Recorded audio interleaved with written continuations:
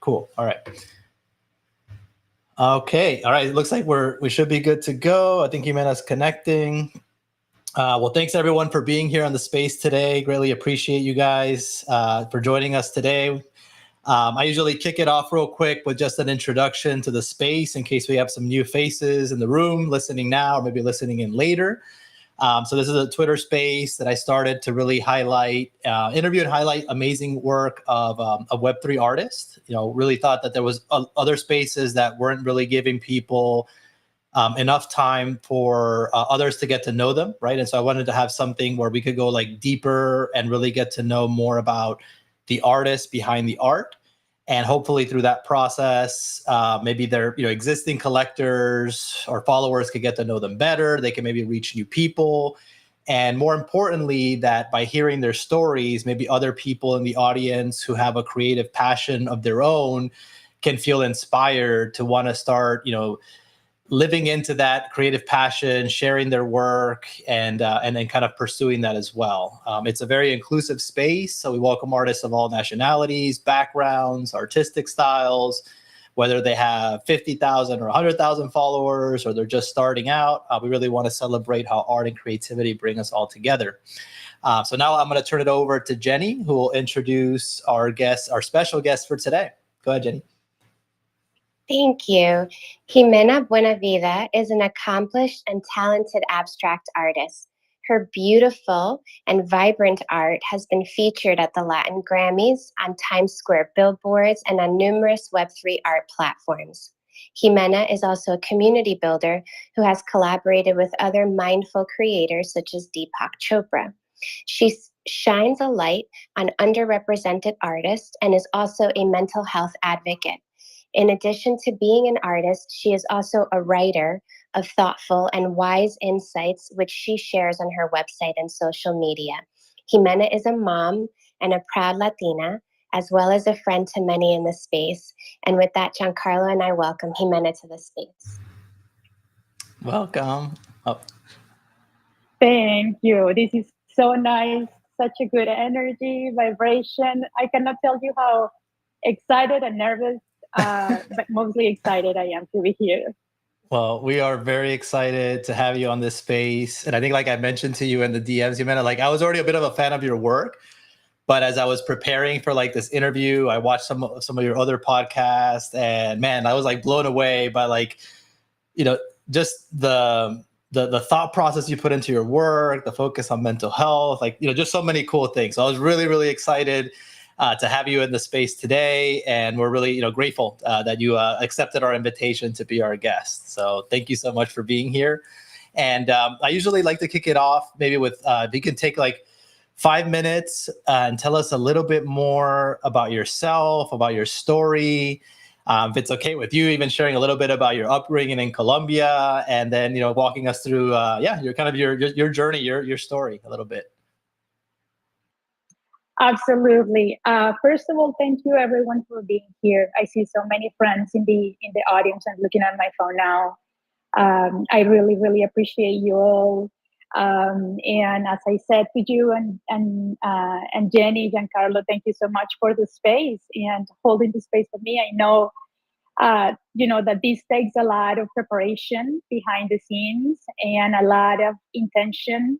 And it's deeply felt. So I just want you both to know how grateful I am. And I don't really take your time, your preparation, your energy for granted at all. Because this space needs peace, just the stories. I think it's hard to navigate for us. We're kind of early and new, not only to Web3, but also like to our own kind of journey as artists. And I think stories are so healing, just because we get to hear like the real human on the other side. And I think some of us kind of have a lot of that, the grass is greener mentality. I know I have it. And so we have these conversations, I think like vulnerability like hits in a way that inspires and gives us courage to move forward, because it's not easy. Being an artist is hard. Being a human is hard. It's beautiful, but it's hard. So about me, as you mentioned, Jenny, I raised in Bogota, Colombia. I, was went kind of to the path of studying engineering and computer science, um, and going kind of into kind of the realm of IT and technology. But I always had a side of me, and a part of my brain was always deeply creative and deeply visual. Even just learning like topics like mathematics and things like that. I was always somebody that wanted to see more like of the concrete, right? And like the simplicity of things. And so, I kind of went on that route of going kind of in a way like away from being creative in that sense of like an artist or creativity, and was always also kind of very entrepreneurial. So I, from early on in like high school, I was the kid like selling candy, to have like just few extra bucks to get ice cream or whatever with my friends. Same thing like with when I started college, since I like did engineering, and like at the time people started having more computers, right? So I, in a way, became kind of like the computer teacher in my family. So like my aunts and uncles, my neighbors would call like, can you teach us how to use Excel? Can you teach us how to use Word? And so I was always kind of in a way like wanting to kind of make like a side hustle, out of things. And had always kind of that entrepreneurial on me. Not only I saw my mom kind of doing the same. She at a point had a restaurant and things like that, but a huge influence on my life, which is my uncle. He passed away from COVID in 2021. He was also like kind of in real estate. And when, I think he finished sixth grade and that was it. And then built up a massive, kind of wealth out of just, grinding and showing up. And he was my father figure, and someone that was always very supportive, and was always saying like, you're not gonna like grow up to be like dependent of a man. Like, go study, do your own thing. You're brilliant, you're smart, and continue to move on, like push on. So yeah, so that kind of about me. And yes, as you mentioned, I was raised in Bogota, and Bogota is a city that deeply influences my artwork. I think like my street smarts come from it's a raw place. From anyone that grew up in Latin America, blue collar. You had to like learn how to use the public transportation early on, and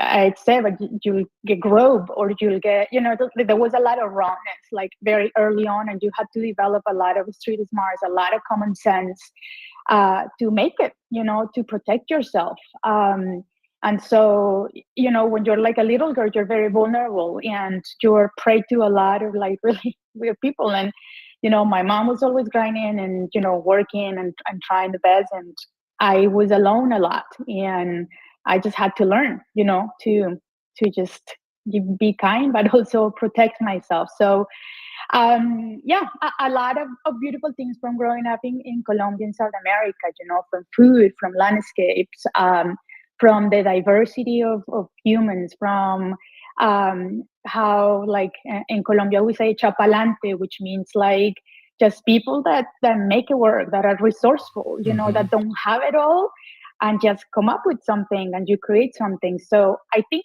all these things really inspire who I am as an artist. And then just to wrap up the question, I know you say 5 minutes, it's all good. It's all good. You become a parent, and then like speaking of resourcefulness, nobody gives you like the manual when you have kids. You don't know what you're doing. And for me personally, after going through a lot of experience and traumatic experience, like growing up from ages 4 up to, I can't remember, just many different things, abuse, things like that, but also like being bullied in high school and things like that, you kind of learn to survive. You kind of learn to kind of be in this autopilot, and you start feeling that there is this big lion that is running behind you, and all you have to do is just run away from this lion. And that's how you take life. You run and you run and you run and you exhaust yourself, but you're trying to protect yourself from something and you don't know what it is. And I think, just landing, and we'll talk a little more in the next question, I think, but I think this awakening for me personally with art and my business and all these different things have been definitely a moment where I'm like, wait a minute, there is no lion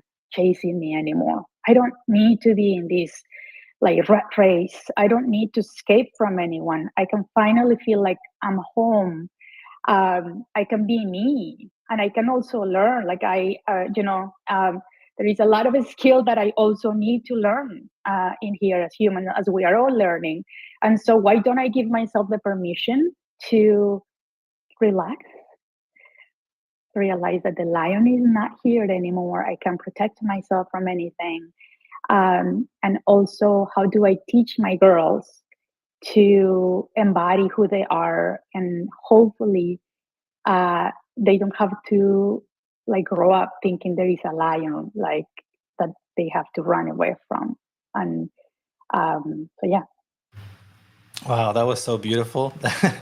And I mean, I find it amazing, like how many parallels I see between your story and like even a lot of experiences that I had. Like I also grew up in Colombia, but in Cali. And a lot of what you're mentioning about, on the one hand, like having some entrepreneurial examples, but like having to learn how to be more independent, spending a lot of time alone, figuring things out, the street smarts.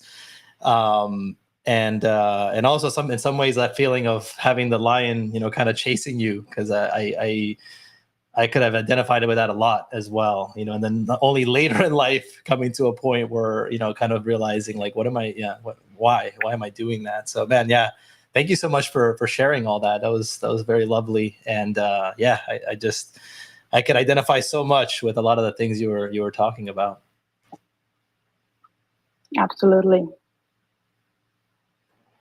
Yeah, definitely. Me as well. I'm Dominican, but I grew up in New York. So when you were saying about like the public transportation and being a girl and still being kind, but also knowing like how to defend yourself because you have to, that really struck a chord with me because I definitely experienced that as well. So yeah, agree with Giancarlo. Thank you so much for saying those things. And I wanted to ask you about how you create. You describe yourself as an intuitive artist who believes strongly in the connection between mental well-being and art.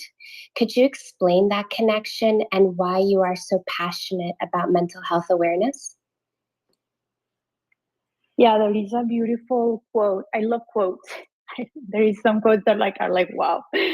I love quotes from Rumi, and there is one that says, "The wound is the place where the light enters."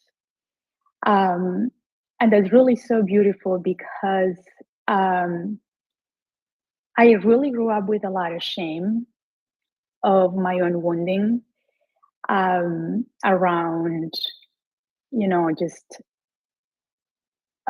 sorry, around my own wounding of like growing up, and in a way, I was put in in a position of like being incredibly perfect. Like I needed to be like perfect, and the reality was that I never really felt enough. I really never felt like I fit. And so I didn't know any of these things. And what I did was kind of grow up to try to fit, to try to be heard, to try to be liked. And these were like recurrent patterns that happened to me like as early as I can remember, in elementary school, and then in like high school.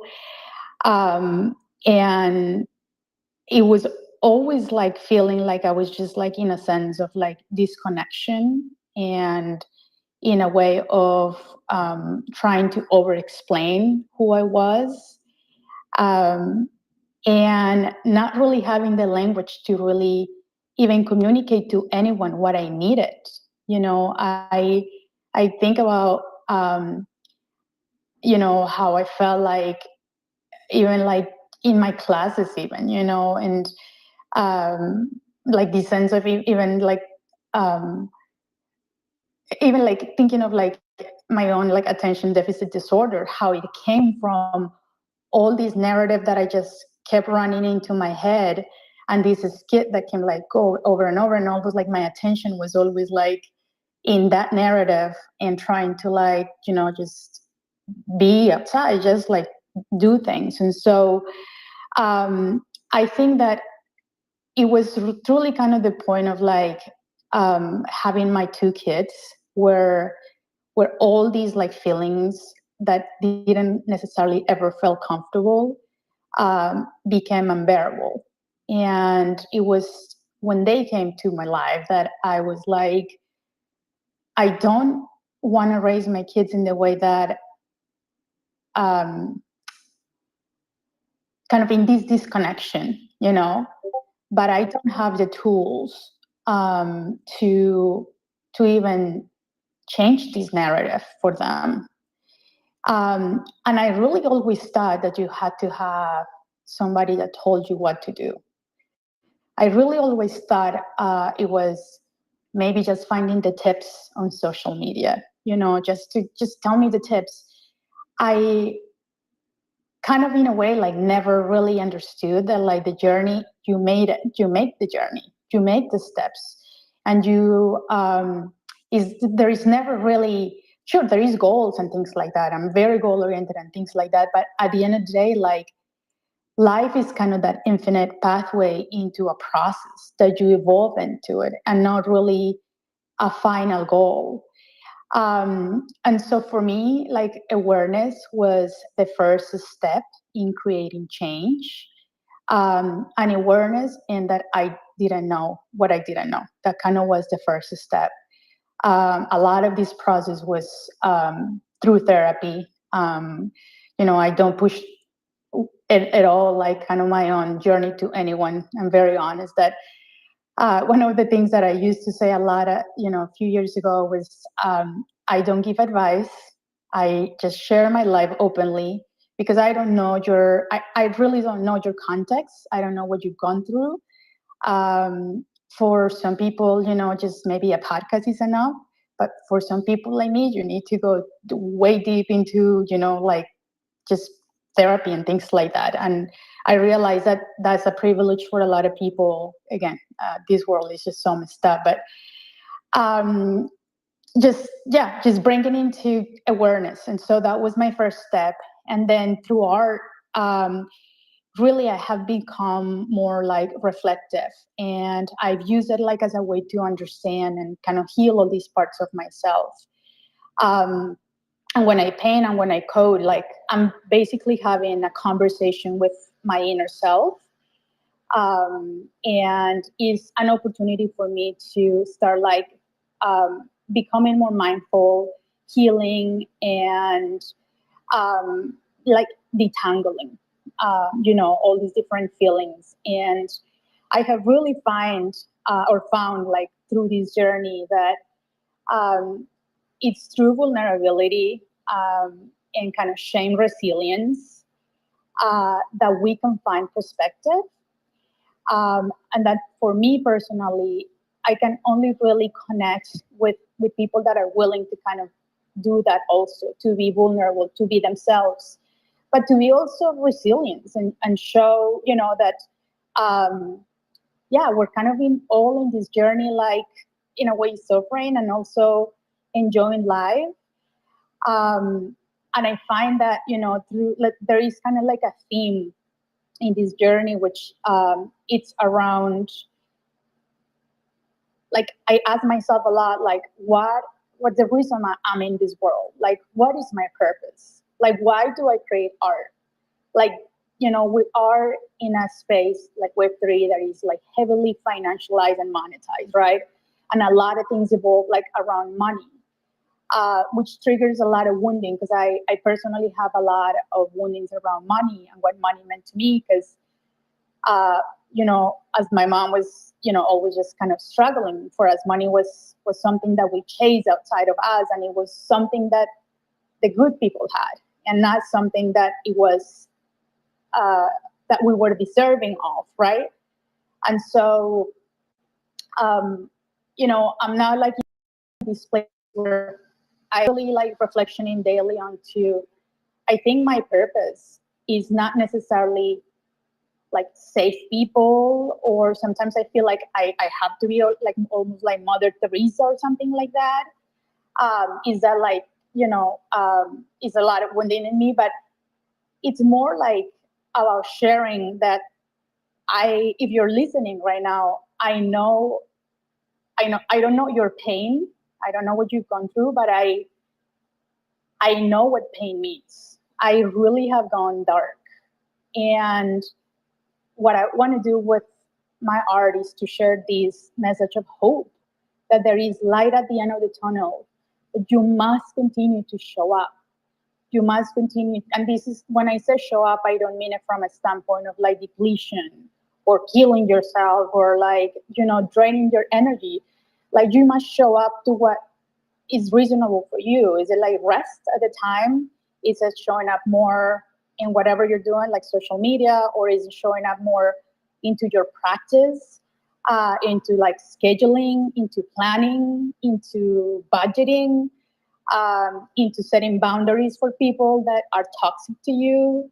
Like, you are the one who determines, right, what that showing up is. But I think that that message of purpose, or like, I guess like my own journey into seeking that purpose, is that we must translate and communicate this message of transformation beyond the sales, beyond the art, beyond the big brands or the big collaborations, because there is a lot of people that are hurting right now. And I think a lot of this also comes as a result of the pandemic and kind of all the feelings that all of us kind of just got faced into it. And there's a lot of people that are hurting. And I think, we must, again, I just said, like, I know the pain, just keep going. I know it's hard.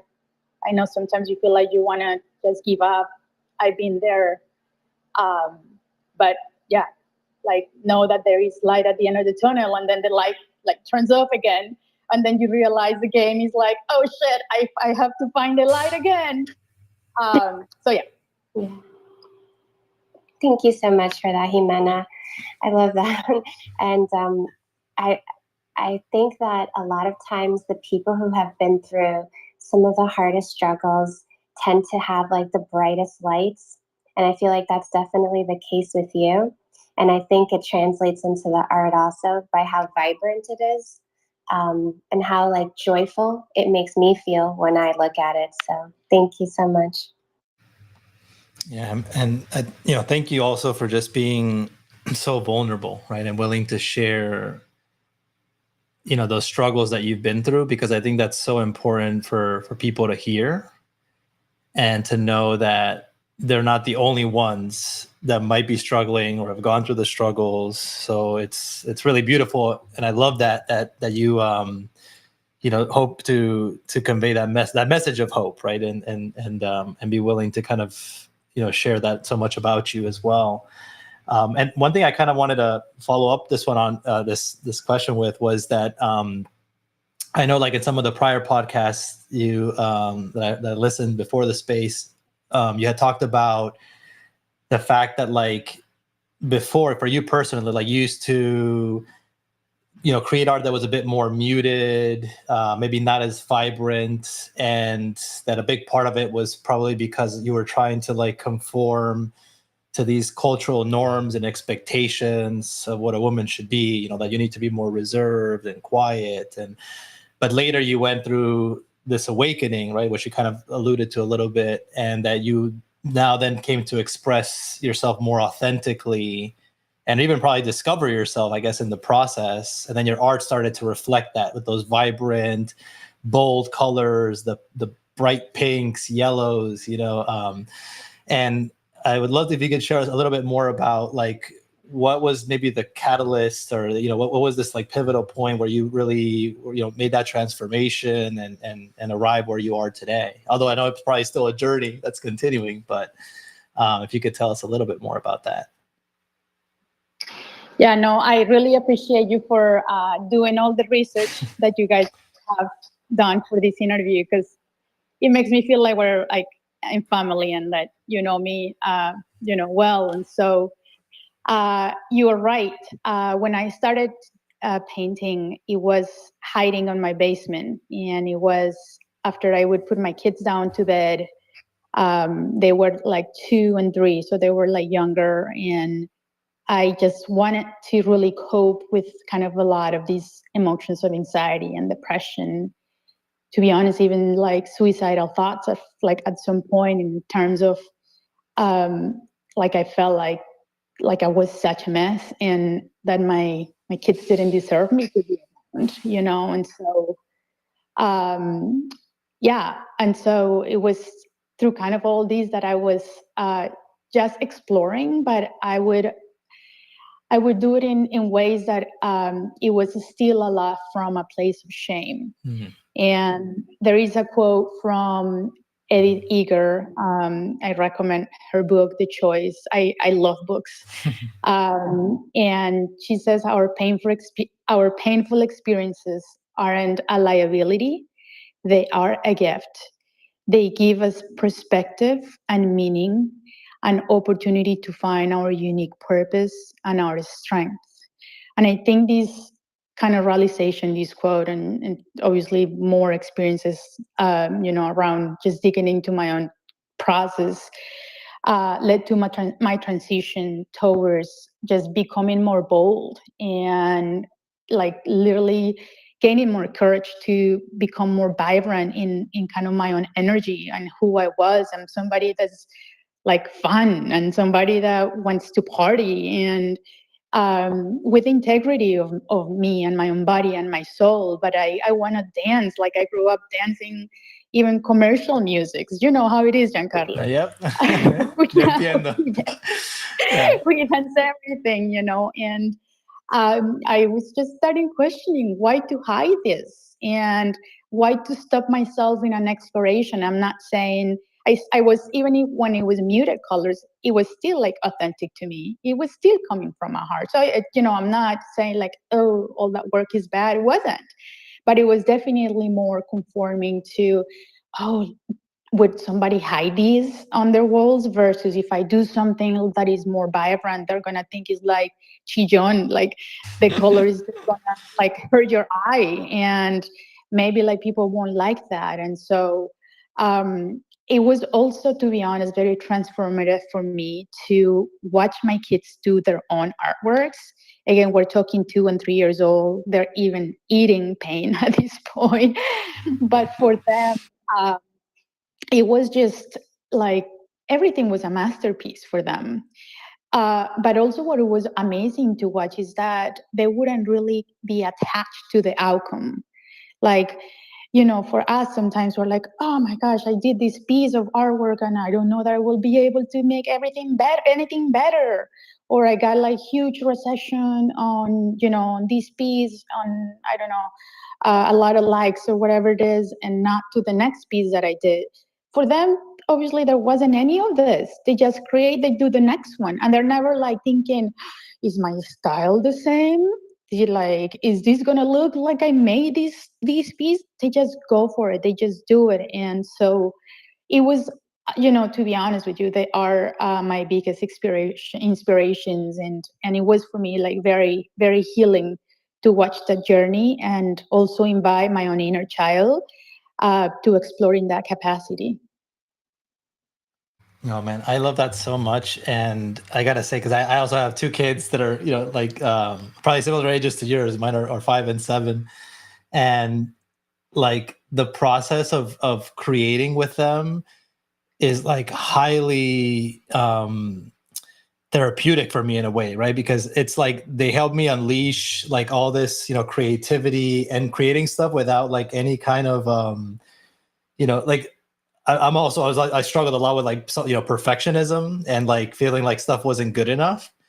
And when I started creating stuff with them, it was like everything was, I didn't care what anybody thought, and I could just like make things. We would draw and color things, and and like you said, everything was great. They love all this stuff. Like, oh, this looks good. Let's add this. And so it's like very freeing sometimes to be able to like create without being worried about if somebody's gonna like it. Like you said, like, is the style still the same? Is this cohesive with other things I've made? Like, who cares? So I love that you mentioned that, because and for me too, they're a huge source of inspiration and creativity. That with them is when I start like experimenting with things and discovering stuff. So I love that so much that you mentioned that.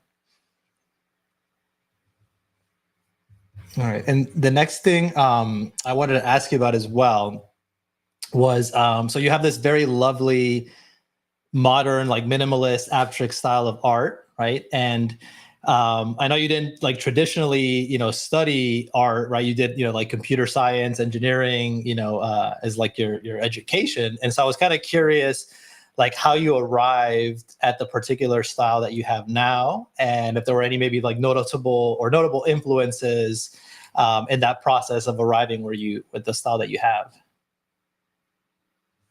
I think, to be honest with you, growing up in Bogota and growing up going to a lot of like techno parties and kind of having that like modern influence, and in a way like very abstract and vibrant kind of scene, like growing up, was like huge to determine my style. And just like growing in a city that has so much richness in architecture, like Bogota has, just, you name it, and truly has everything that you can imagine from an architectural standpoint, was the beginning of my influence. And I was never really consciously saying, oh, I'm an engineer. Like mathematics was kind of what I studied the most. Let's just be very mathematical on my approach. But I think that also played a huge, like, plays on my style, and, communicating more with kind of the geometries and the very much mathematical kind of approach that I have in my style. Again, it was never really anything that I consciously, just decided one day. It just started like flowing into one day, kind of it just make my heart stop a beat. And that's kind of, sometimes it's hard for me, to be honest, to put a lot of wording on the whys. And it's why sometimes I'm like, oh, interviews, I'm like, oh, I finally have to put words into these things. And it's hard. Because I mean, my kind of my approach to everything is very intuitive. But I have to really like say that in this space, I have gotten so many inspirations, and I actually made a list of people that I kind of wanted to, give their flowers, even if they're not right here in the space right now. But I have really received so much generosity from this space, not only from inspiration, but just like growing as a person, and just really breaking the mold, and allowing myself to like kind of welcome all these new identities into my life that I was very afraid to do. And all this is part of my art also, and so there is 3 people at the very, very beginning. Literally, I didn't even know what NFTs were, but I reached out to Luisa Salas, Gavin Zafiro, and Anne Spalter. They're all very different artists. Luisa Salas is like more like a graphic designer, but also a painter.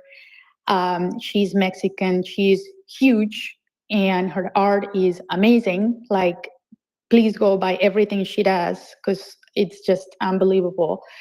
So the 3 of them, I reached out in cold DMs on Instagram, and I was like, I'm trying to do this thing with like NFT art and digital art.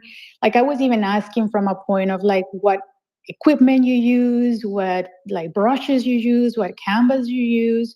And the 3 of them took the time to like outline, provide detailed answers, explanation. And to me, like thinking now, I didn't realize how big they were. and they're huge in all the different like fields they are, and they took the time to answer and help. And I wouldn't be here without those answers. And it was just, it to me is just very profound, to be honest, and humbling, to think about the three of them being so generous. And I'm going to go through the list very quickly of inspirations, because it's just amazing. And there was at the beginning a group called the NFT Tips.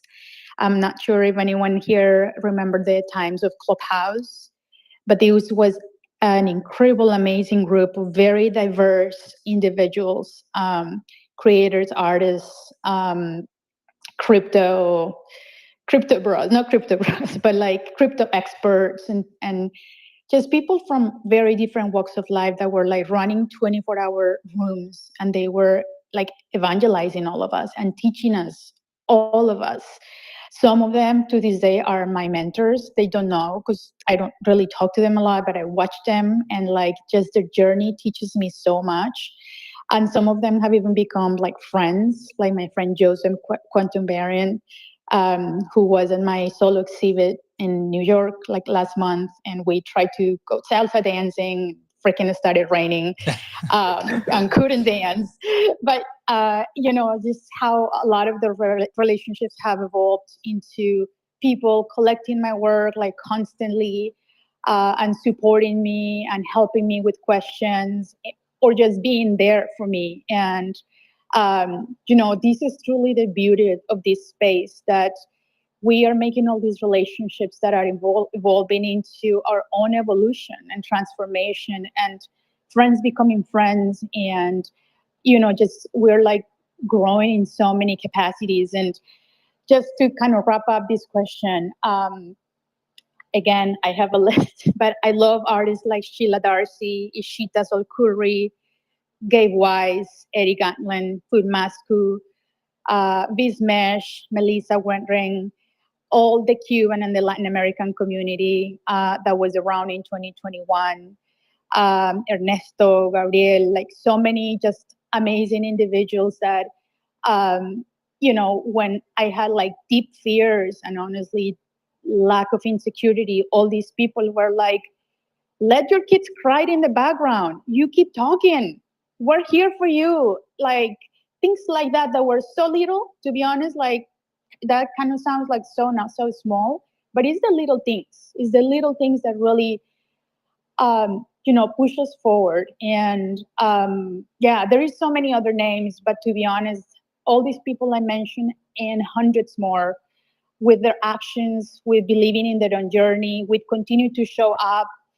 To be honest, they have transformed my life, and that's why I posted like something this week around the fact that when you as an artist have the courage to show your art, to launch a collection, to share your journey, your vulnerability, you are becoming the mentor to somebody. You don't know like how much your courage is truly taking effect on other people. And so, yeah, long answer. But I hope that helped. No, but that was a great answer. And man, you hit on so many like awesome things there. And even that last point actually got me thinking about one of our friends, Chris, also goes by Ida, who's in the audience here. He had just posted something about, you don't realize like how much, a piece of art you can share, like the impact that can have on somebody else's life. And, and that's why I think it's like so important that all of us, express ourselves, share our art, share our vulnerabilities. And a lot of the people you mentioned, I mean, I'm also a big fan of some of them. We've actually had some of them on the space as well before as previous guests. And I mean, this is, it goes to show too, like, I think it's an important point there as well, that you had like the courage to like just go and DM somebody that you didn't know. And, and then like they got back to you and then they helped you out, and and that became a huge, like step up for you to like learn and advance. And I think it's a important lesson for others here to like not be afraid to like put yourself out there. And maybe like, you DM, I don't know, 50 people, maybe like only 3 reply, but those 3 can make a significant difference and impact in your life, and I think what you were mentioning about like the community and the friends, completely relate to that. I mean, I joined this space initially, and I know Jenny did it like for PFPs and other, like, I don't know, collection money, basically maybe to make money or whatever. And then I realized, like, over, like, especially like the past year, have made a ton of people that I consider almost like family now, that are like really close friends. And we've been building such a beautiful and amazing community where everybody, just helps each other out, supports each other. And, I think it's such a beautiful thing. So I loved your answer, and I thought there was just so many good things that you kind of mentioned there. And yeah, I think there's some good lessons for people to take from that. Definitely. For sure. One other thing I did want to ask as well was, so I know you've mentioned that, like, your style is a bit kind of, like, intuitive. Obviously it draws on a lot of the influences from your, computer science degree and like mathematics and all that, and into the geometry. I was curious if you can, like, walk us through like your process of, like, creating a piece, right? Like, do you start with like a preconceived idea? Does it all just kind of, come to you as you're creating it? And I know also on your website, you've mentioned that you like to infuse your work with your JavaScript coding skills as well. So I was kind of intrigued by that as well. Like, if you could share an example of like how you use some of your coding together with the art to create stuff that you make. Yeah, so there is no like kind of like a direct set of steps that I always follow. It all depends on how time I have, how much energy I have. I'm pretty involved in my kids' life. They do go to school now. So I'm not like, 24/7 with them or anything like that. So, but there is still like laundry and meal planning and Costco trips, right? And last week we had some intruders, like we have lice. Anyways, so there is always something happening, right? And I just kind of have to juggle my time and what I have and the resources I have, and the energy I have in my body and in my soul, in my spirits and my mind and my mental health on all these things. And so there is never really kind of like 100% like, oh, I got a concept and then I do this and that. But there is a lot of things, like I'm always in a way like open-hearted to inspiration, whether it's at a restaurant and I look at the works that they have hanging and it's amazing, or we're walking in the park and literally the ground has some pattern that is somehow interesting to me because it's what I just coded on my last collection, or a lot of inspiration also from social media and Yule's like amazing works. So there is never like, again, like kind of like a set thing. But as of lately, I have really been very curious about our history. And I think I find so beautiful to tap into the leaders that were hundreds and hundreds of years like ago, like present and doing the same thing that we're doing today. And I don't seek to like ever create something, let's say with code, that looks like a painting. I'm not saying that I will never do it. Maybe at some point I want to explore those things. But I want to use the tools that I know today to create a vision of my own explorations. But I'm very curious of, again, those learnings of the mentors and the leaders, and the painters, and their exploration, because I really find that the journeys are just so like teachable and such an amazing and powerful mentoring tool for me. So I learned that the museum here in my town has paperwork of artists like Kandinsky and Piet Mondrian, like big, names in history, in art history, and artists and art that I really love.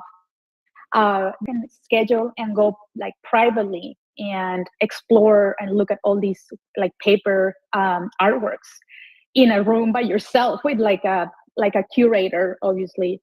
So I've been doing this in the background lately. And what I do is I try to do very little research on the artists. Obviously, like some artists you kind of know a little bit, but like this last exploration, I asked to bring works from Juan Miro, Joan Miro. There was Eduardo Palossi, which is a huge collage artist. There was, who else was it? Albert was there. I think it was like works from the three of them. And so I knew a little bit of each artist, obviously, but I never did like a deep down research, and I did it intentionally because I just wanted to go and absorb the work, and I just wanted to be like a kid, right? I just wanted to go and like get lost in the textures, in the usage of colors. And these are artists that have like maybe some styles like I am, like I have like geometric and stuff like that. Joe Miro has like a different kind of layering works and things like that. And even learning how like some of these prints were made, and then like some of lithographies and some are, works that were like painted over. It was just so interesting to me, and I got lost, and I brought a lot of paper.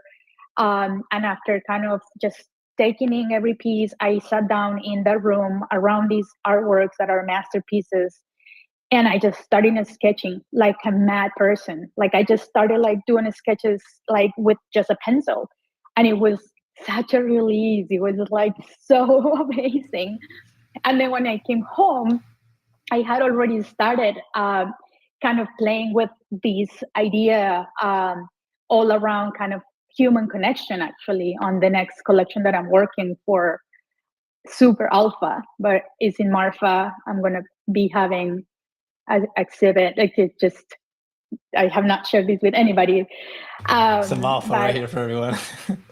Yeah. So, and it's going to be generated. It's going to be coded with P5. And what I did was bring all these sketches that I did at the museum, and I started translating some of those works into whatever features I want in this collection. And so I, and then I went on the iPad and Procreate, and I started to also like tweaking some works that I had started like a year ago, with that kind of same, like, just energy of the explorations that I had. So, again, I do think that I'm very intentional in my practice, in the sense that I want always to make space and room to create something. But a lot of works on my iPad, for example, have been sitting there for like 12 months. And like, I literally just opened them last night and started looking like with fresh eyes for like another opportunity that's coming in October. And I'm like, oh, this was like this, like now like ties together with what I created with code, or what I saw in the museum, or with the sketch that I just produced like last week. And when I think the way that I know I'm going in the right direction is because I almost feel like my throat closes and my heart like pumps, and I'm like, okay, we're doing it right. Let's keep moving forward. But there is also like, sure, this is all sounding so romantic and like beautiful, but there is nothing romantic about this. You really have to make the time, because there is a lot of fears. There is a lot of fears in our own head of kind of these a huge expectation, that the work has to look or has to be perfect like this and that. And I personally, like, still to this day, this morning, I woke up with these fears. I don't know that this will ever go away, but I know now that I have the awareness, that I have the tools, that I also have proved myself that I can do hard things.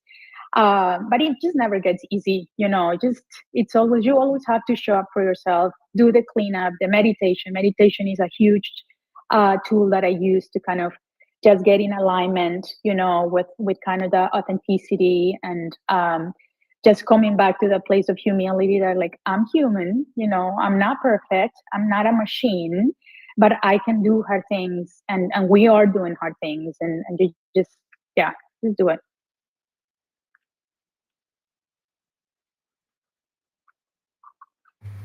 No, I love that answer. Thank you so much. And it's so cool to learn like about a bit about that process of, going there and being able to like sit with the artworks and sketch. And I mean, I could just feel how, excited you must, like, the energy of like, going there and experiencing that.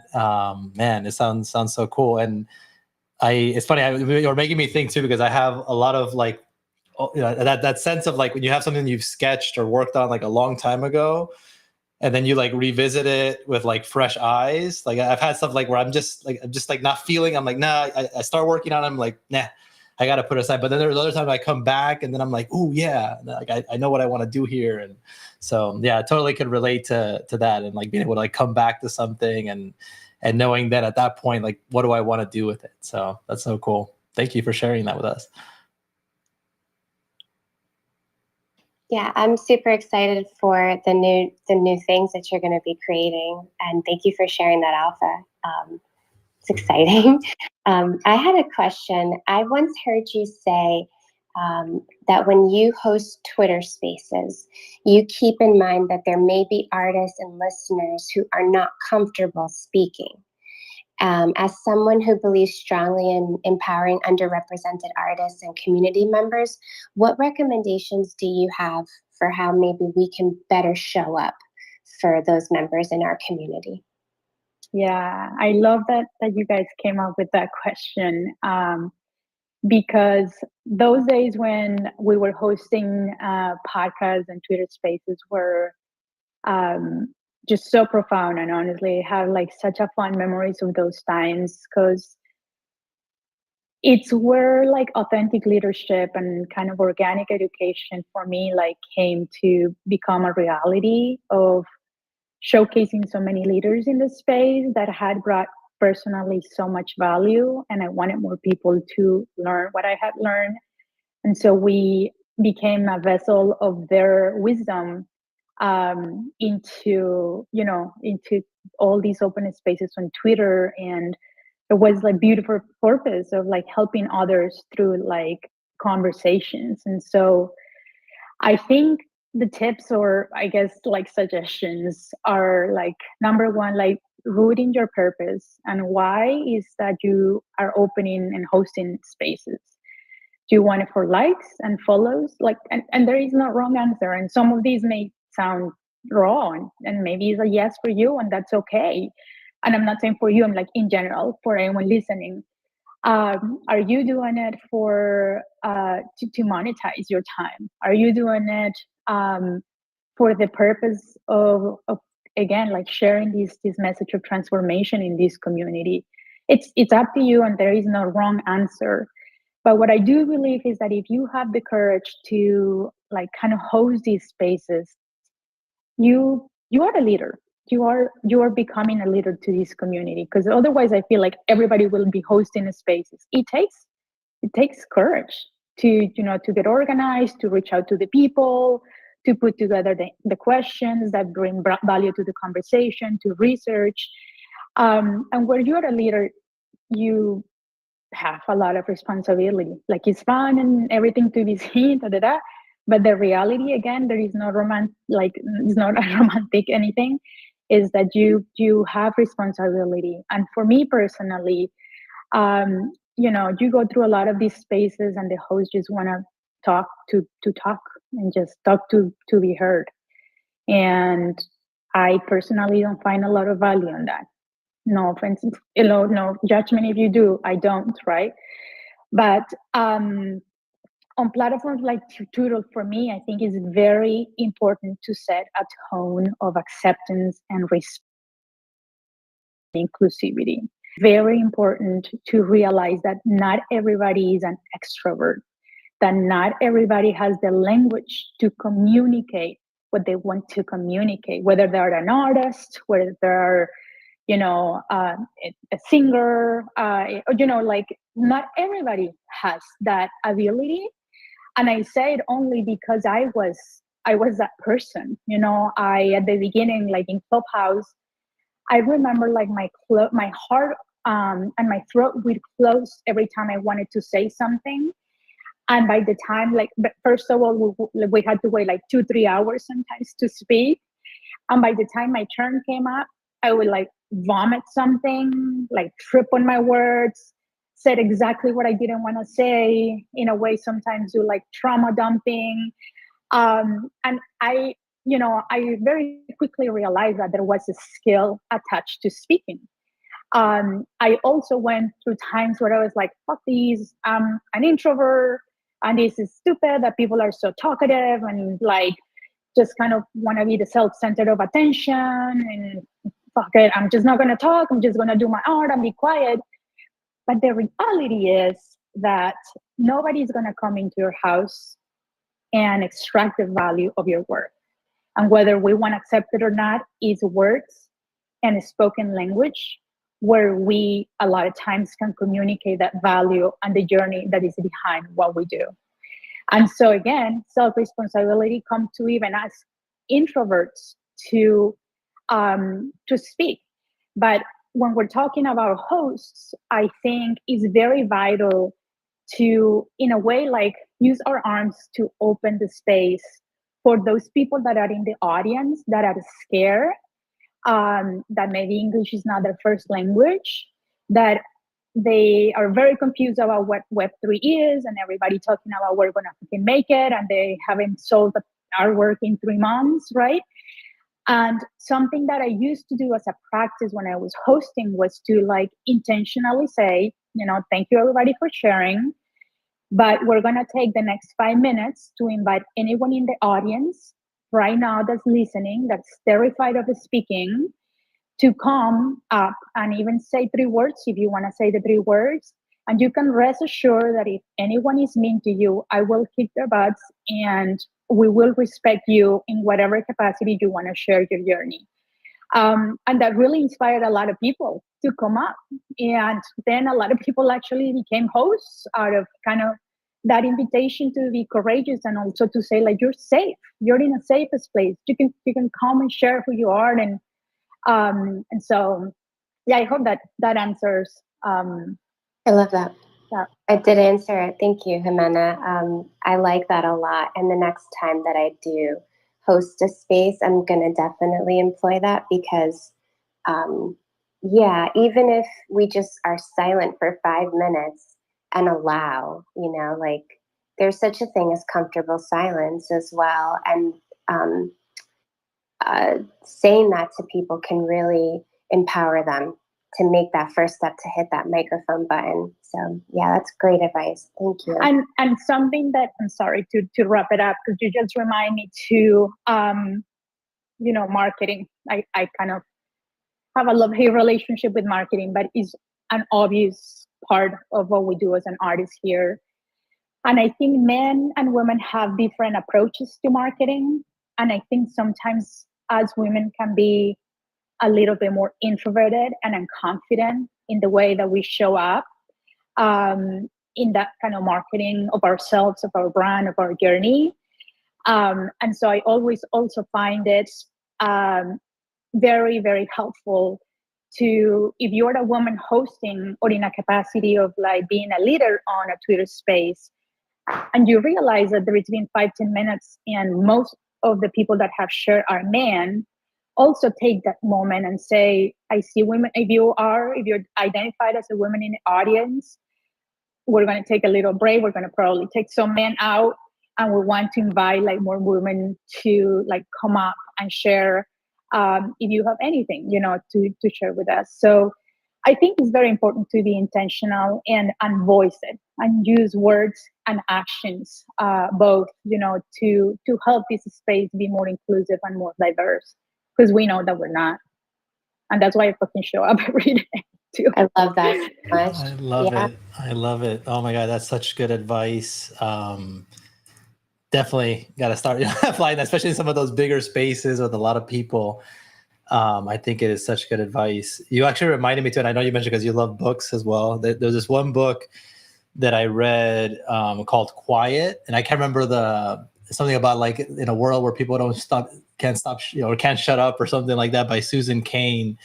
And it was such a great book because it talked a lot about, introverts sometimes get overlooked a lot, especially because I also have like a corporate job. So I do like art and this on the side, but a lot of times, like, it's usually the extroverts that get rewarded because most people hear them, see them all the time. But and it really was a great book about being, like you said, intentional about making sure that we don't put, people that are more introverted or soft spoken at a disadvantage versus other people. So there was a lot of like practical advice around like how you can run meetings and doing just different things to be able to, or like elicit information maybe in a written format as opposed to just doing like vocal brainstorming or things like that. So it was a really fascinating read, and highly recommend it for anybody like also like a leadership position, whether it's in this space or in a corporate space. But yeah, it is so important to really be intentional with how we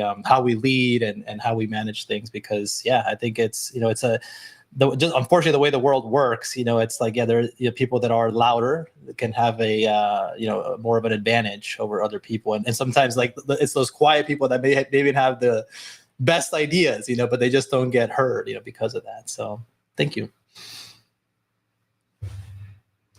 So one other thing I wanted to ask you about. So I really love this section you have in your website where it's called like Just Words, like the Just Words page on there. And just thought it just had some really powerful, like beautiful messages. A lot which really spoke to me, especially things around like perfectionism, and I would love it if you could do us the honor of maybe reading one of your writings from that page and maybe telling us a little bit more about what it means to you. Yeah, amazing. I love that you guys went through there, because I share that section of my website. I'm like, secretly, I think I hope nobody goes into that section.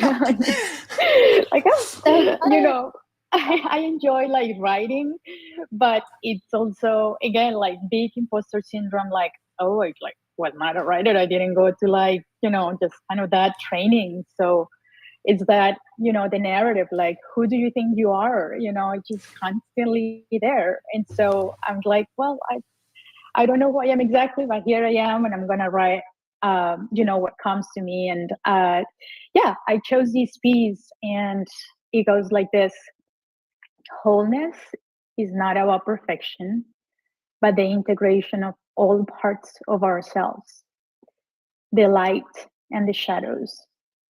And true wisdom comes from embracing and learning both. So let's just a few seconds to sing that in for anyone that's listening.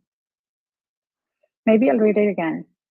Wholeness is not about perfection, but the integration of all parts of ourselves, the light and the shadows. And true wisdom comes from embracing and learning from both. And so, speaking of perfectionism, Giancarlo, this is that, right? Mm-hmm. Is that polarity, right? Is that polarity of life? It's how we dance in the imbalance of life with balance, right? A lot of people say like balance doesn't exist. I don't know. I personally seek balance. That's what I'm here in this life for, especially with this job that God gave me, to be a mom and to raise two humans and do the best that I can and give them the best that I can, not from a materialistic standpoint, but from my heart, and also from teaching them with example on the things that I do when they are not looking, because they are like little sponges. They are like ninja spies. Like, they always seem to be able to dig into those parts that we think they're not paying attention, and they are such a wise little angels. It's like so early on in life, in like, how the hell do I clean up my act, and not to become perfect, but to approach life with grace and self-forgiveness. And I allow myself to become an iteration of this life. And it's why there is something so sacred about like coding for me. And it's this connection in spirituality and mathematics, and how you can create so many iterations of the same algorithm that it spits out like a different artwork every time, and it's the same, right? And it's that kind of philosophical part of life. We are who we are. We are, just who we have always meant to be. And we have all these narratives that were put in our heads by our parents because they got it from their parents, and they got it from their parents, and they got it from their parents. At the end of the day, there is nobody to blame. But we still blame to find an excuse to not show up. Oh, she's too pretty. She's too charismatic. She show up to the listings. And the reality is that we're all grinding. And there's a lot of parts of us that are grieving. And like, we don't see all this in social media. Social media is not the reality of anybody's life.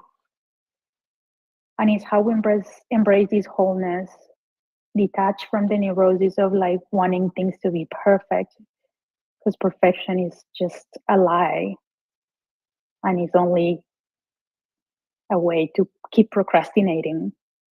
And you're already beautiful, and the world is waiting to see that beauty, and it's the beauty in the ugliness.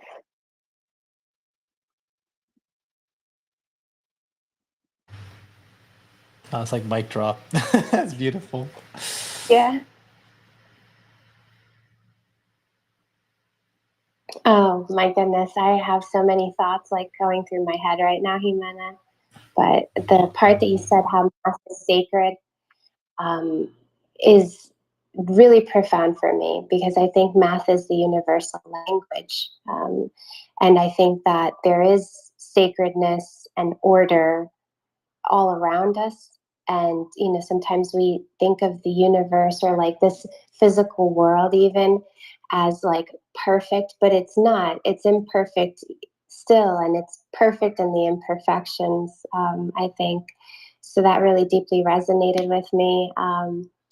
I wanted to ask you about your community building, because you are an incredible artist, but you're also a community builder. And then on top of that, you manage your own brand, and you're a mom. And so just as a fellow mom who's also, busy in the space and trying to juggle it all, what are some ways that you use to stay organized, and therefore can thrive and be successful with all the hats that you wear? I wish I would be organized. I'm not. I want to be, but I think something I think I mentioned at the beginning of this chat is kind of this idea of having units of energy. Okay. And this, I'm not talking esoterically or anything. I'm literally physically, practically speaking. We only every day show up with so many finite energy in our body, physically, in our mental, and spiritually, right? And it all fluctuates and depends, right? And we're not machines. And I think sometimes we are in this lie that we have to show up to life 100% in all areas. No, wait. We had a fight, like we fought this morning with somebody and that depleted us, or we ate too much sugar and that depleted us, or we couldn't go in the bathroom and that like is making us feel depleted, or we sold our art and that was amazing, but that led to depletion also, right? Whatever it is, like there is just so many just finite units of energy. So I think I really go more with that concept of how much I have for that particular day, in terms of few priorities that I do have in my life. So mental health and well-being, it's one big area, right? And that kind of subdivides into exercising, into meditation, into praying, into writing, kind of sometimes that's so healing. So that's kind of one big umbrella. The other big umbrella is me as like a family member, mother, and all things. And so juggling with the school activities, the drop-offs, the packing lunches, the making sure that there is enough food in the refrigerator, the doing the laundry, the making sure that I have to, wipe the pink thing in the toilet because it has been neglected forever, Anyways, so that is another big bucket on my life. And then obviously my art and my business, right, which are one bucket.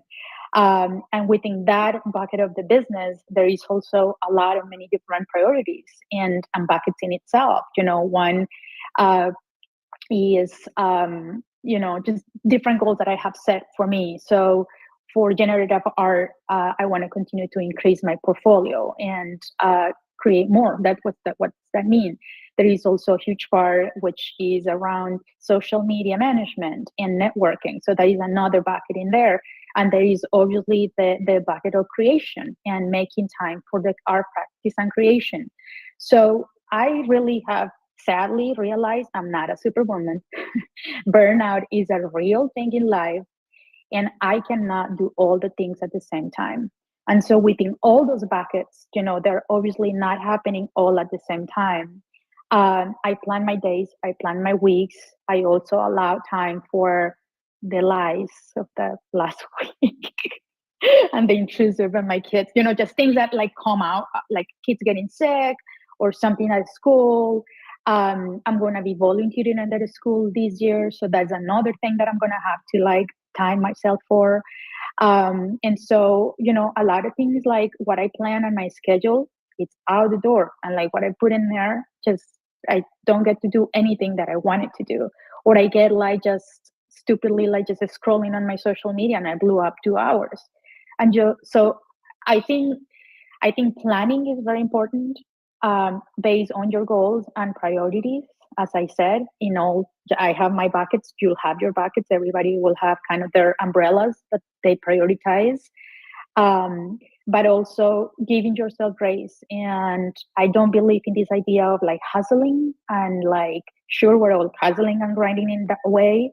But I do believe that we have to take care of ourselves and rest and allow for time for healing and grieving and growing. And that only happens when you're like in stillness and idle, and I'm not meaning like the Buddha that you're sitting like for 2 hours, like doing the lotus, amazing if you can do that. But, maybe it's just like taking the kids to the pool or going to a quick walk or, like YouTube has a million amazing opportunities for yoga or, a workout or something. So I think making sure that you have those outlets is super important, especially even more in Web3, because something I have not mentioned. I obviously love this space, but this space is designed as a casino, and it will be running all the time, 24 hours. And if you are not taking care of yourself, nobody is.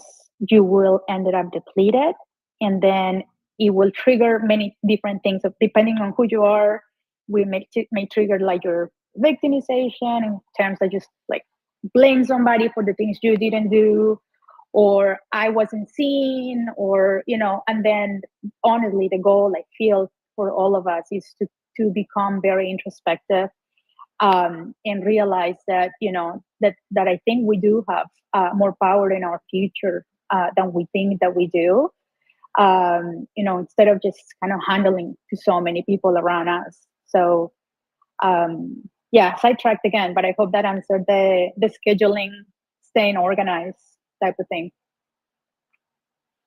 No, I think that's great. I think having the schedule, but then giving yourself grace within the schedule was really what I took away from that. So yeah, that was great. Thank you. That was great. And one of the other things I wanted to ask you about was, so I know, and I mentioned earlier as well, like you have, two daughters that are very close in age, like my 2 kids as well. And I was curious, would love to know more about like, what are some of your favorite activities that you like to do with them for fun? To be honest, if we have like an open time, I'm the one who reaches out to them to say like, what do you want to do? And then I just go with the flow. And a lot of times, it depends on the weather too, but hiking and going in nature, it's something that I love. They don't like it that much, but I still force them. But just things that are outdoors, outside, like anything art related. We're blessed to be in a town that has a lot of opportunities, and like the zoo and things like that are free. And so we take advantage of a lot of all that, and like they are very social, so they always like a play date and meeting a friend, going to a park. Usually something that we did this summer was we packed a picnic and then we went to the neighborhood pool, and just kind of spent the whole day there. They found like big trampolines and like, just they love jumping in the trampolines and things like that. So very like kind of relaxing, kind of, just nothing too fancy, just kind of routine type of thing. They also love something that I tried a couple of months ago. It's we take art supplies, paper, crayons, markers, and we go and sit in the museum and we just sketch looking at the art, and they love that. And they're like always so proud, and like they stand like big like next to the humongous artwork, and they're like, "Mom, look at the picture of like what I created." And like it's funny because we always get the looks from the guards. Because they're like, we hope that you're not like coloring in one of these artworks. I'm like, Yeah. thankfully they haven't tried that yet. But that's another fun experience that I also get to kind of double tap with my own time of creator, because that's another thing, I guess. Just very quickly, like tapping on the question that you just asked, Jenny, in terms of like that scheduling, that if you can find things to kind of do two tasks at the same time, it's amazing. So what I just said of going in the museum and like sketching, I do it. And so I'm tapping into my time of creator, and they are also learning by doing. Another thing that we do at home is like laundry together. So like their job is to, just, and I watch them. I mean, they're getting pretty good, but then we work together on the task at home, and it's like we're getting something done, but they're also learning to be a part of this whole community that we are at home. So just finding tasks to group, and so you're kind of estás matando dos pájaros de un tiro. You're killing two birds with one stone. It's also helpful. I love that, and that's really smart too. Because like you said, especially with your schedule being so jam packed with like so many things, so many different priorities. Like when you can actually like do, work on your art and also spend quality time with your kids, or like even going outside and for a walk, you're also maybe helping a little bit of like your mental health, your physical fitness, while also helping them and teaching them and showing them by example. So I think that's so great. I love that. And I know earlier you did already hint at a little bit of like the upcoming project you have, but I was curious if there was any other goals or things you have coming for your art career that you maybe want to share with us, and or for the people here that you want to make us aware of, or other events or things you maybe have coming down the line. Yeah, there is a lot in the pipeline. I think the one that I can talk about is that the Mark exhibit that's coming is going to be a project in Prohibition Layer 2, which was the same as my latest drop, All Our Faces. And then there is like some other things kind of happening in the works, but can't talk about those yet. But I think like one thing that I really have and I hope that it happens within like the next 6 months or so, is for me to start like delving into doing like brand collaborations. Is not something that I have done as much as I would want to. And I think, again, like the bear market is a thing, paying bills is a fact. And so if you're listening and, there is an opportunity, I'm here open, because, I'm just open to kind of try like different, ways of increase my income. And, there is like something, I won't say like a lot of details or names, but I have been working with a beautiful team to try to start bringing more of merch into the space, like prices that are affordable. Things like bags, things like mugs, things like sketchbooks, things like scarves. So stuff like that with my art on it. I have started working on some like mock-ups and things like that, and I'm like, there is this scarf that is like made with cotton, and you can use it for your head, or for a bag or something, or for your neck. Just amazing. So hopefully that happens soon, because I'm really excited to just kind of start seeing like more of my work kind of in those different mediums. That's awesome. I look forward to seeing that as well. Thank you. Hi, Jenny, you want to go to the next one? Yeah, sure. So now we want to have a bit of fun and ask you some this or that type questions. So my first this or that is, would you rather eat arepas or empanadas? Arepas. Yeah. All right. But it's a difficult question. Pan de bonos o buñuelos? Ay, Dios mío, pan de bono. Pan de bono. Hasta el fin rola. Oh, no, eso. ¿Perro o hamburguesa? Hamburguesa. Hamburguesa. Okay. Would you rather dance cumbia or rock out to some Spanish rock? Cumbia siempre. La cumbia, qué buena. All right, y ahora, sorry, I was transitioning to Spanish automatically. All right, other question is, what are your top 3 favorite movies of all time, if you had to choose some? So, I would say probably the Indiana Jones, and I just go with that. Yeah. Those are great. I'm these guessing are you like saw the last one too, or are you talking about the originals or the?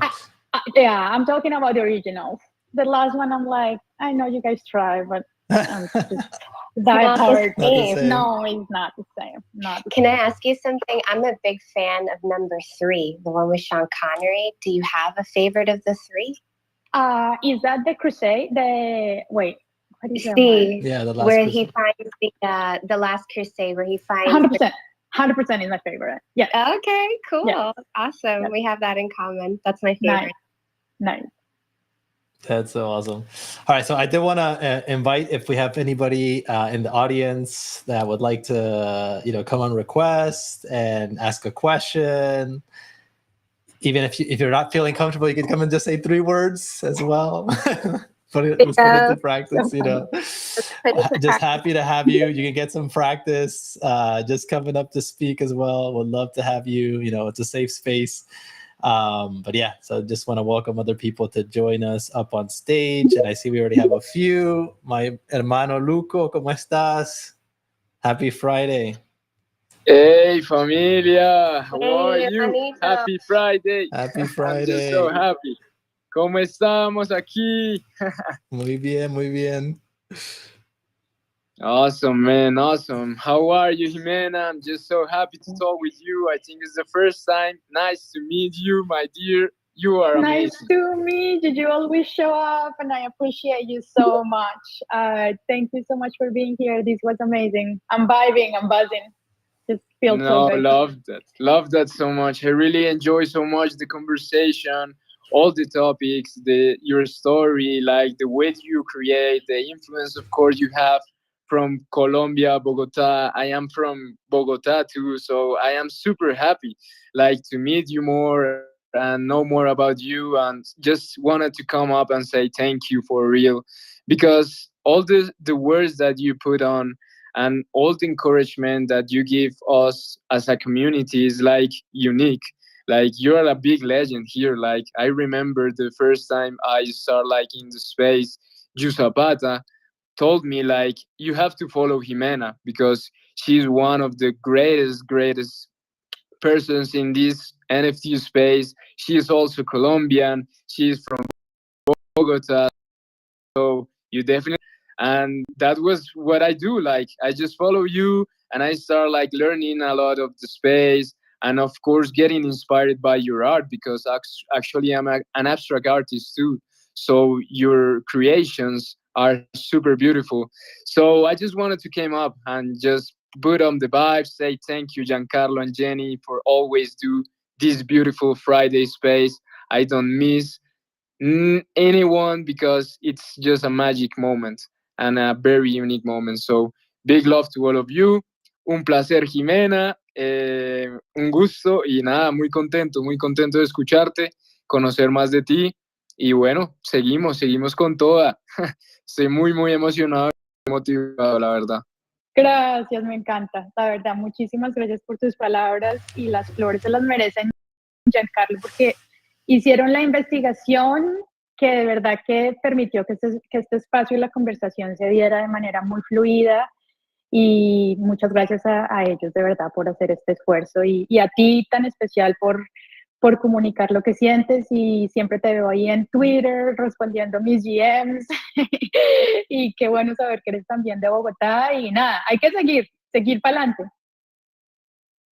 Seguir para adelante. Hey, muchas gracias, Luco, mi hermano. Que tengas un muy buen viernes. Always love when you come up and bring the good vibes, my friend.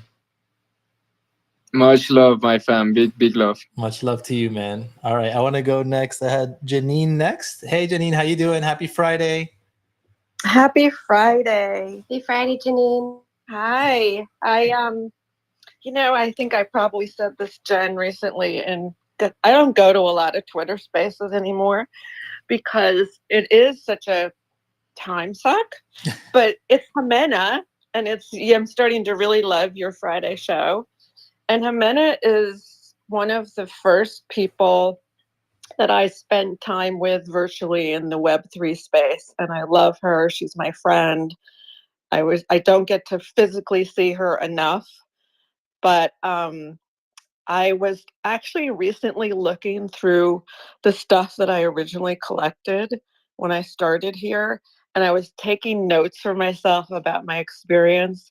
And Jimena and I used to always be in Arts's, I think it was Monday night space together, talking for hours and hours and hours and learning and learning. And Jimena, I love you and I'm so proud of you. I mean, look where you've come. You've worked so hard and balanced all these things you're talking about with family. I can't even imagine having 2 little kids at home. I have a big kid. And you should always feel so proud of what you've done and how far you've come. And it's so nice to hear your voice today.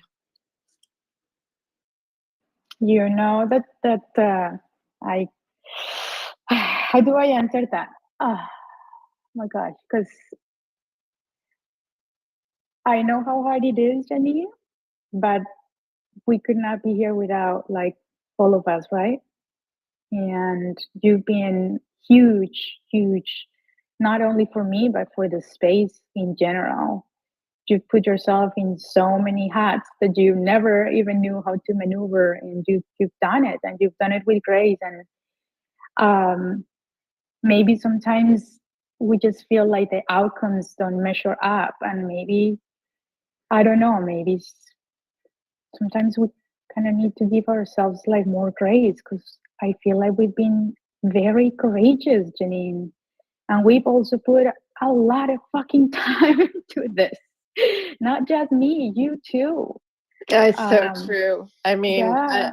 I have some stuff coming up. It's not about me because I really haven't taken the time to be able to, focus on my art. So I did it in other ways. But I'm actually been putting a lot of time into a collection that I've been teasing and being very thoughtful and deliberate about it. And I have some regrets that I didn't do more 2 years ago, almost 3 years ago. But we all have our path, and I'm not a. We were talking about this in Collector's Corner yesterday about people wanting and looking. Sometimes Shay actually opened it up with something about Stoicism and Stoics, and it's very easy to be envious, right? But and I said, if I'm being perfectly honest, it's not that sometimes I might not be envious, but I am totally happy for whatever anyone else's successes are. And watching you brings me joy. You deserve everything that you've accomplished. You are a kind, amazing human as well as being talented. And just the evolution of your work. Like I'm sure you look back at some of your early pieces and say, that was okay, but now look at me. You've put so much into it, and then to get recognized is just beautiful. So I love you very much, and I'm so happy to hear you on this Friday. And thank you for your love. Thank you. And I want to be very mindful of Giancarlo and Jennifer's time that we already blew up. No, it's okay. Yeah, it's okay. But We've had spaces that I go for like 3 really, hours, so don't worry, we're good. Yeah. no, because Yeah. I don't want to deplete anybody's energy. Yeah. But Oh, can you hear me? yeah. Yes, right. Yeah, now we can. Yeah. I just kind of want to open space for anyone that's 40 years plus old in this space. And I didn't mention that, and I wanted to and forgot. But very quickly, I just want to give all of us grace to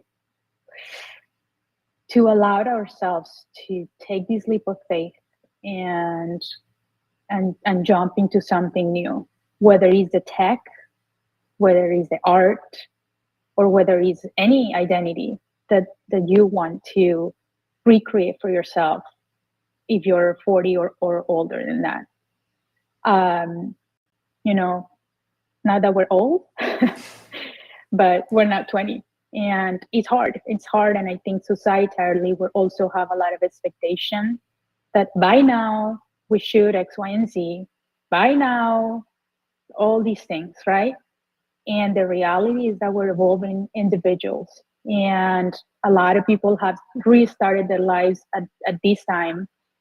And it can be scary. It can trigger a lot of these like shaming ones in a way.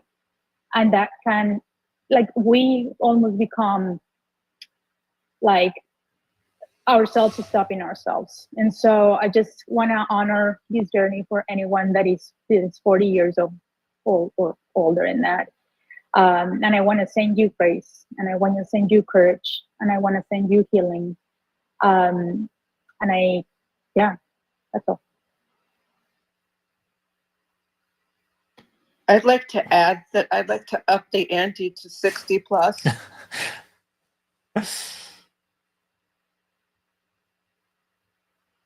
I say you can do anything at any time. I just want to share that. I am living proof of doing a lot of things late in life. So never stop trying. It's very true. Thank you for sharing that. Yeah. Oh gosh, what do I have next? Let me just see my list. I lost track. I got like carried up in the conversation. I think it was Carlos and then Beatrice. Hey, Carlos. Hey guys, I'm really happy to be here with you, Jimena. You're amazing. Flowers for you, not only because you are a really great advocate for a Latin community, but the work that you do on a daily basis and the inspiration that you bring to all us is amazing. I just admire so much when I start in the NFT space, on Twitter spaces and things like that. Was a party in the house when you follow me and Jen. You know, you follow Jen first and then me, and was so much joy just because. I mean, you saw you're one of the beginners, and you're the one that start when the whole trend started. You were part of that trend. You were one of the advocates for Latin community. For us, you know, we follow you because you were a, I want to say, you know, English is not my first language. Sometimes I try to find a really nice word to say, but you say it in Spanish. Yeah, dale, español, no importa, we'll translate. la mejor inspiración, el mejor modelo a seguir, Jimena Buena Vida. Y cuando tú veías ese nombre salir en los tweets, en los DMs, el arte, en NFT New York en 2021, was like, oh my God, she's amazing. And then when you engage in a conversation and when you hear her talking, and then now you fall in love with that person, and not only with the art, but so proud to be part of the community, so proud to share a space with you, and keep going because we need more of Jimena. Thank you, guys. I know. Super grateful, brother. Super grateful. And yes, let's keep going. That's all. Let's keep going. Palante, palante. Thank you so much, brother, for coming up and saying those kind words. And I agree too, man. We need more Jimena for sure. Oh, I love it. Thank you. Have a great Friday. Anna, I see you there. I love you. Luco, Janine, it's always a pleasure to listen to you. Your wisdom is amazing. And Jen, love you. Giancarlos, it's always a pleasure to be in the space. And then P, I see you there. Che, everyone, love you guys. Have a great weekend. Love you too, and have fun. Are you heading to the show? You're going with the art to the show? I don't think the weather is going to be permitted. So I just waiting for the email for the cancellation, but they will reschedule for sure. Okay. All right. So I'll see you home soon. Have a great Friday, Carlos. Thank you. All right, let's go to Beatrice. Hello, everyone. Hello. I'm being awake since last night, and I'm being drawing and drawing and drawing. And I don't know if you know Mr. Magoo. Remember that I little? do, yeah. The little cartoon Okay. with the glasses, el I viejito, am. the little guy. I am like Mr. Magoo on Twitter and in the spaces. I was having a late breakfast with my husband. All of a sudden, I got this thing about the broadcasting, and I hit a key, and I was there. And then I was trying to find out how do I get into the space. Finally, I did it. And then I started listening to Jimena, and I just started to connect with everything she was saying, every sentence, and I felt like crying. I have raised two kids already. My daughter is a gorgeous girl, 26, who is married. And my son is 30 and he has schizophrenia. So I know how difficult is the journey. And I know how much art has healed me. I I know art since I was little. I won competitions in Medellin. I have no idea that you were Colombian, but you were sounding every time, every sentence. I feel like I click with these people too much. Then you mention arepas. Then you mention cumbia. And I say, what?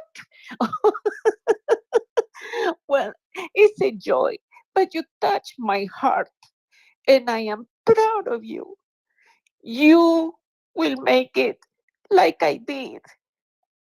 I have dealt with a huge journey for 30 years with my child, and I succeeded. He had schizophrenia, but what you don't know that he has schizophrenia is hell for you and the child. But only love, devotion, and faith can bring you out of that pain. And my son is about to finish biology and genetics, faith and love and devotion. So I know about mental illness.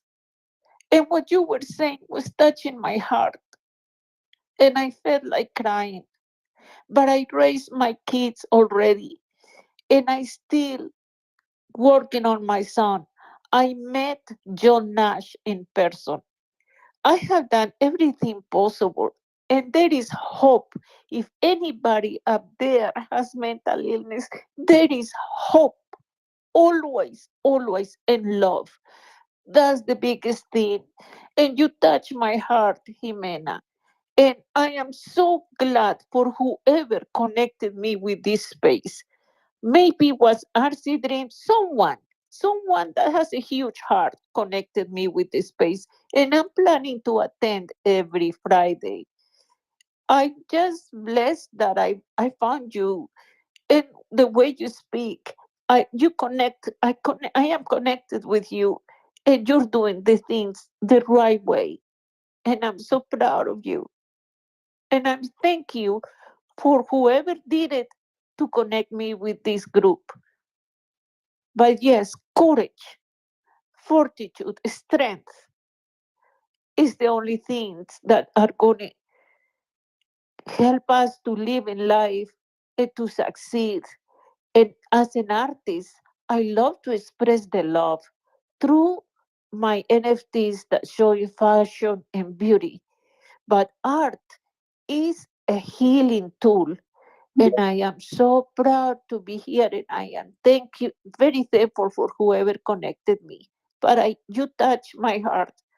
And for me, mental illness is a very sensitive subject. It always touches the deepest part of me. But if I can give hope and testimony, I will through art and through faith and through hope and through my history, my story. I just wanted to say thank you.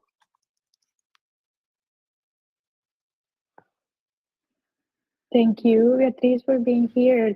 You touch me with your words, and this is why this space is so powerful. I if I wouldn't have found Web3 and NFTs, I don't know that I have had the profoundness of these connections. And thank you for your vulnerability. And I pray for you and your family and your son. And Oh, my son is beautiful. I'm going to post a picture of him on Twitter and you guys will see it. He's the most wonderful person, the most sensitive soul, the most gentleman. He plays the piano, the guitar, everything. But the journey of mental illness, when your child is small and you don't know, it's a huge, huge journey. But once you reach that moment of succeeding with your child, and you have faith, you will succeed. Only love can break that. I just want whoever wants to ask me something about that, I will one day talk about it. But yes, I'm very proud of you. Thank you for your words. I will look at your website. I'm going to look at your work and I want to buy that scarf that you just mentioned. thank you, my dear. And I'm so happy to connect. And again, thank you to Jennifer and Giancarlo for opening this amazing space. So good. Oh, it's been our pleasure. My pleasure. Yeah, it's been wonderful. Oh my God. So many things have touched my heart so much. And thank you, Beatriz, so much for coming here, for sharing with us. And I will also be keeping you, your son, your family in my thoughts and prayers. Man, it's amazing that, you've overcome those challenges. I haven't had the same challenges, but I've had my series of challenges with my children. I know how hard it can be. So, man, my hat off to you, for going through that and being a present mother in the life of your son and your kids. So, thank you so much for being here. Okay, appreciate you. All right, and I was gonna go next to Anna, but I did also want to just mention that if there's somebody that maybe wants to ask a question or something, and you just maybe are not able to come up or don't feel comfortable coming up, you can feel free to also put it in the comments, and I'll be happy to also ask it to Jimena or just read it out here for you as well. But hey, Anna, how you doing? Happy Friday. Hey guys, happy Friday. So this hey Jennifer, Giancarlo, Jimena, Carlos, and Janine, Shay, and everyone who has been listening to this incredible space. So first and foremost, I want to say humongous thank you to Giancarlo and Jennifer for creating this space. First and foremost, I've been showing up to your space every Friday religiously because I truly believe what you guys are doing, highlighting artists out there, small or big, that creates this ginormous opportunity for people to speak, for others to discover them, and so on and so forth. I mean, the opportunities are enormous. Secondly, of course, I know of Jimena, and I've seen your gorgeous, gorgeous, gorgeous art. I've been following your journey just a slight just a hint here and there. I know you've been in the space probably more than I have, or maybe equally. It doesn't matter. What matters is your heart, your leadership skills. Because look, right? We came to the space not knowing what is it all about, right? But it takes one single person to inspire and to lead, to inspire you, to give inspiration to others. So it's a cross chain of that. And from the bottom of my heart, I'm inspired by your journey, by your leadership, by the beautiful art that you've created and creating. The fact that you're inspiring your children to do the same. I have a daughter, 16 years old. My biggest goal with my children is to give them wings to fly, right? And I hope to inspire my own daughter with my own actions, right? Because I'm not a quitter. No matter how hard sometimes you can get on this journey, is to never to show your children that you're a quitter. So hence, I'm here all day, every day, creating art, which I truly love. And, my art journey didn't start from, going to art school and so forth. I came into the art scene 5 years ago, and everything I know today from poking my fingers and doing it each and every single day. So your journey have inspired me, Jimena.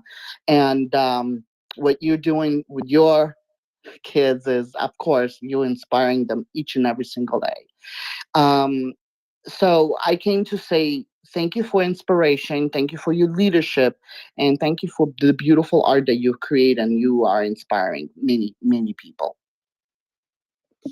Thank you, Anna. You're amazing. I saw you and Ishita in live in Instagram.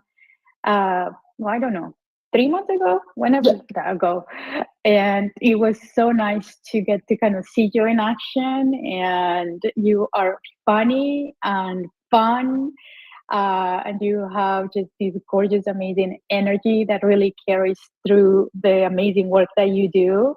I love your consistent style. I can identify an Anna from miles away. I love that you're courageous with the collaborations, and every time I see like the next collab, I'm like, let's go, Anna. And so you inspire me. And thank you so much for your kind words and for being here. And I agree with you that all the flowers go to Jennifer and Giancarlo for creating this amazing space. Now I'm going to have to come every Friday to listen to all of that. Yes. It's a great place to be. It really, really is. And it's like, I love stories, and I love to hear in others to tell the stories. And the fact that you have a front stage of telling in the way you feel. Eruptions, of course, no judgments, any of that crap that sometimes I do hear it on other spaces, which I hop on and hop off immediately. So needless to say, yes, I'm grateful for the time that I've spent 2 hours listening to you guys, listening to you, Jimena. And as far as collaborations, hint, Jimena, I'm ready whenever that would be a cool you one. are. Yes. I would love to see that. Let's go. That would be awesome. Thank you, Anna, so much. I always love when you come up, and like Jimena was saying, you always have such great energy, great sense of humor. I love it so much. And yes, I definitely would want to see that collab for sure. I think that would be so freaking cool to see your two styles blended together. Would love it. All right, so I think we went through all of our speakers. I was checking to see if anybody had asked a question in the comments. I don't think I saw any. I don't know, Jenny, if you see anything there. But I do want to thank you guys so much, everyone that was here, that listened in, anybody that maybe listens in later.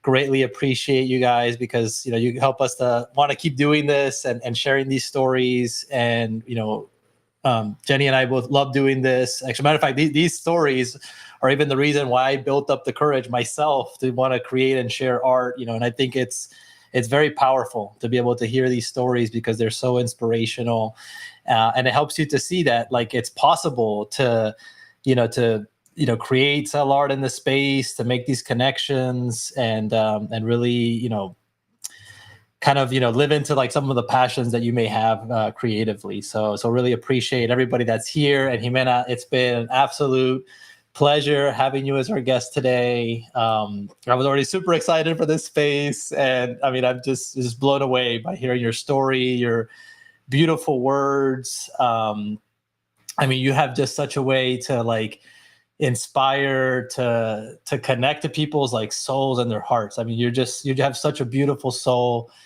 You're amazing, so I want to give you also your flowers. I want to thank you so much for coming here today.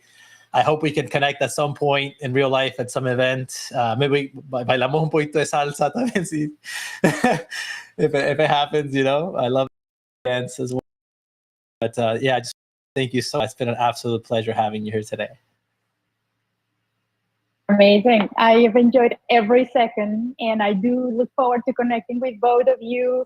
Thank you for being my collectors. Thank you for being my supporters. Thank you for always showing love and support, and what you're doing in these spaces is amazing. I know, again, it takes a lot, so make sure you rest and all those things. But keep doing it. This is a very important work that you're doing, and I feel very honored to be here today. And thank you again so much. Thank you. And the honor was ours. Thank you so much. Thank you, my friend. All right. Have a wonderful Friday, wonderful weekend, everybody. Bye-bye.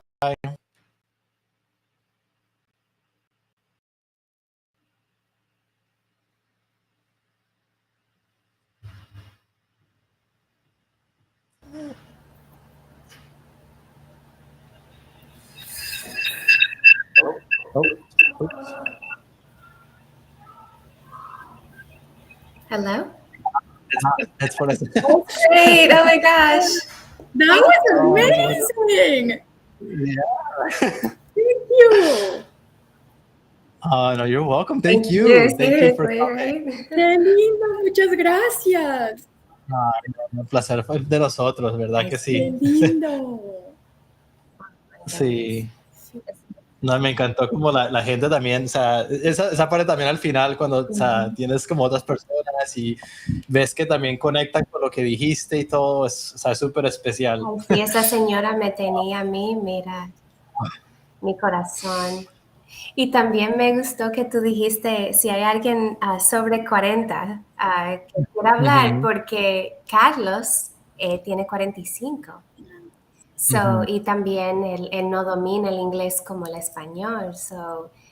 Cuando tú lo estabas diciendo, yo estaba pensándolo y diciendo, wow, señores, las veces que él hace las interacciones que él puede hacer, para él es mucho, tú sabes, y nunca lo había como pensado de esa manera porque él me lleva como 8 años, para mí es just like, estamos en esto y esto y lo demás, pero nunca consideré también ese ángulo del tema, tú sabes.